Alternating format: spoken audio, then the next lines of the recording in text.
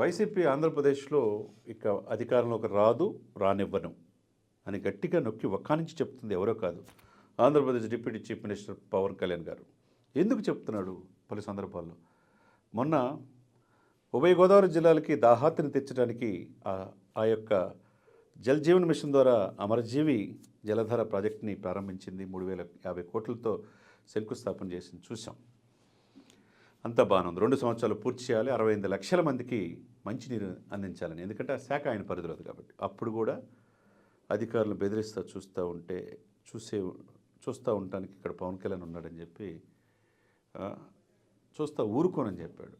PPP పద్ధతిలో ఉన్న వాళ్ళందరూ 2 నెలలు జైల్లో వేస్తానని చెప్పి మాజీ ముఖ్యమంత్రి చెప్పాడు. అది కరెక్ట్ కాదు, తొక్కి నారదీస్తానని చెప్పన్నాడు.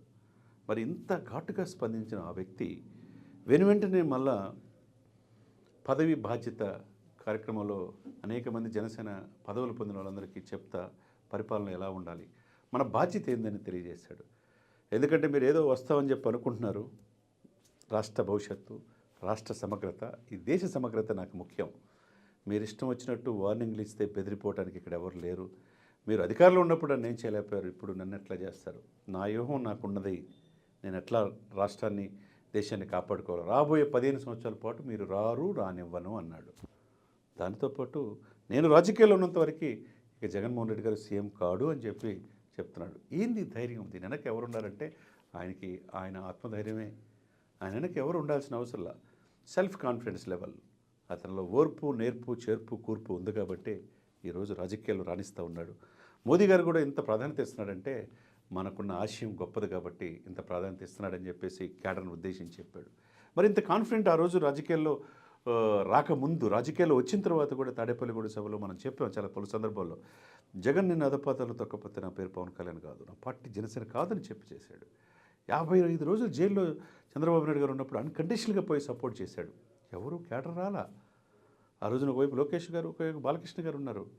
ఓటు చెల్లకుండా రాజకీయం చేద్దామన్నారు. ఈ రోజున ఆయన చెప్పింది కూటమి ధర్మం. బీజేపీ పెద్దలతో ఒప్పించారు. అటు టీడీపీ, బీజేపీ, జనసేన కలిపి 124 సీట్లు వచ్చి ఘన విజయం చేయగలిగాడంటే మరి పవన్ కళ్యాణ్ గారికి రాజకీయాల మీద ఉన్న పట్టు. కాబట్టి అది మోదీ గారు కూడా గ్రహించి ఈయన పవన్ గారు తుఫాన్ అంటున్నారు. మరి జగన్మోహన్ రెడ్డి గారు ఎందుకు ఇట్లా పలు సందర్భాల్లో ఎమోషన్తో అటు పోలీసుల్ని బెదిరిస్తా, ఇటు అధికారులను బెదిరిస్తా, ఐఏఎస్, ఐపీఎస్ని బెదిరిస్తా బాధపడుతూ ఉంటాయన. మీరేం కంగారు పడొద్దు, నేనున్నంత వరకు జగన్మోహన్ రెడ్డి గారు రానివ్వని అంటున్నాడంటే దాన్ని బట్టి ఆయన ఎంత రాజకీయాల్లో రాటు తెలిపోయడం మనం అర్థం చేసుకోవచ్చు. కాబట్టి ఎవరు అధికారులు కూడా, అది గ్రూప్ 1 కావచ్చు, ప్రభుత్వ అధికారులు కావచ్చు, ప్రైవేట్ అధికారులు కావచ్చు, పెట్టుబడిదారులు కావచ్చు, ఎవరు భయపడాల్సిన అవసరం లేదు. లా అండ్ ఆర్డర్ పద్ధతిగా ఉండేట్టుగా నేను చూసుకుంటున్నాడు. అది సీఎం గారి చేతిలో, అటు హోమ్ మినిస్టర్ ఉన్నా, ఇటు డిప్యూటీ చీఫ్ మినిస్టర్ ఉన్నా, అటు లోకేష్ బాబు గారు కావచ్చు, ఎవరికి తగ్గట్టుగా వాళ్ళు ఈ సంవత్సరాల కాలంలో దాదాపు 2 సంవత్సరాలు పూర్తవుతుంది. దాదాపుగా 6 గ్యారెంటీలు, సూపర్ 6 కూడా ప్రజలకు అమలు చేసేట్టుగా ముందుకెళ్తున్నారు. ఇంకోవైపు పోలవరం 2027కు పూర్తవుతుందనేది ఆశ ఆంధ్రప్రదేశ్ ప్రజల్లో కలిగింది. అది ఆంధ్రలో జీవనాడి కాబట్టి. ఇంకోవైపు అమరావతి కూడా శరవేగంగా పనులు జరుగుతున్నాయి.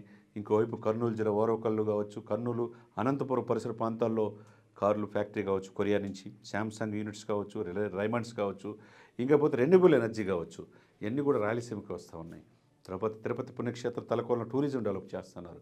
కోస్తా జిల్లాలకి మొత్తం కూడా చాలా కారిడార్ రాబోతుంది. సీ కోస్ట్ ఎక్కువగా గుజరాత్ తర్వాత 874 కిలోమీటర్లు ఉంది కాబట్టి ఫుడ్ ప్రాసెసింగ్ యూనిట్స్ వస్తున్నాయి. అఖండ గోదావరి ప్రాజెక్ట్స్ వస్తున్నాయి. టూరిజం కూడా పవన్ కళ్యాణ్ గారు, కందులు దుర్గేష్ గారు చూసుకున్నారు. కానీ దానికి బ్రాండ్ అంబాసిడర్గా పవన్ కళ్యాణ్ గారే ఉన్నారు.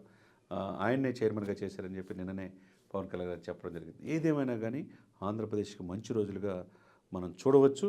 కాబట్టి ఇటువంటి పారదర్శకమైన పాలన ఇస్తున్నందుకు అందరూ కూడా అభినందించాల్సిన విషయంగా మనం చూడాలి. ఎందుకంటే ప్రజలే ముఖ్యం, ప్రజలే మనకు పరమావధి, ప్రజలే దేవుళ్ళుగా మనం చూడాల్సిన సమయం ఆసనమైంది. కాబట్టి ఆ ఇదితో ముందుకెళ్లాలని, త్వరలో ఆంధ్రప్రదేశ్ అభివృద్ధిలో ఇంకా అగ్రభాగాన, ఇప్పుడు గ్రామీణ అభివృద్ధిలో పంచాయతీలో నెంబర్ 1 ఎలా అయిందో, మిగతా విద్యలో కావచ్చు, మిగతా పారిశ్రామిక రంగంలో కావచ్చు, ప్రథమ రంగంలో రావాలని మనస్ఫూర్తిగా మనం కోరుకుందాం.